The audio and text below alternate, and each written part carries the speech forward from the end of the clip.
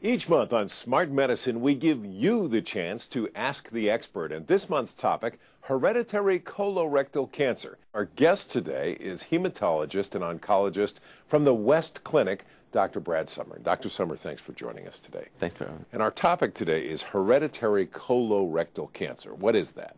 Hereditary colorectal cancer represents a small segment of patients who have colorectal cancer. If you look at the entire population, there's about 150,000 colorectal cancer cases per year in the United States. A smaller subgroup, about 5% of all colorectal cancer patients, that constitutes what we call hereditary colorectal cancer. And in those patients, there's an identifiable genetic cause that is passed on from generation to generation that essentially predisposes them to colorectal cancer and sometimes some other cancers. So there's implications for siblings and other family members, Correct, right? yeah. Yeah. Describe the screening recommendations for the general population and for those with hereditary colon cancer, and explain the importance of screening, which has to be one of your watchwords. Yeah, screening is extraordinarily important and clearly underdone.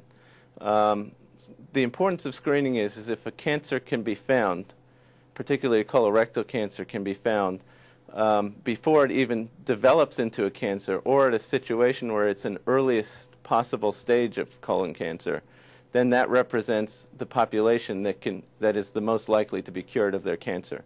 So if you can catch it early or even preempt the cancer from forming, then the patient is to a tremendous advantage when they face cancer. So, doctor, let's talk about prevention. What preventive measures can be taken? There are several. In general, it's believed that if leading a healthy lifestyle is first and foremost the general preventative measure, and that includes dietary alterations,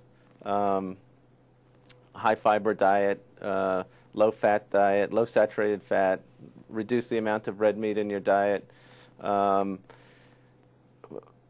increasing the amount of physical activity. That's pretty important.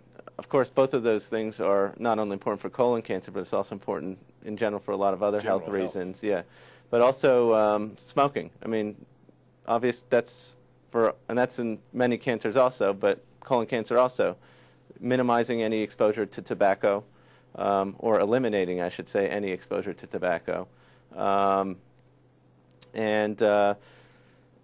additionally, there's some thought that by taking a folic acid and calcium supplementation might benefit as well in someone who is at increased risk. All right, Dr. Brad Summer, thank you so very much for joining us here on Smart Medicine.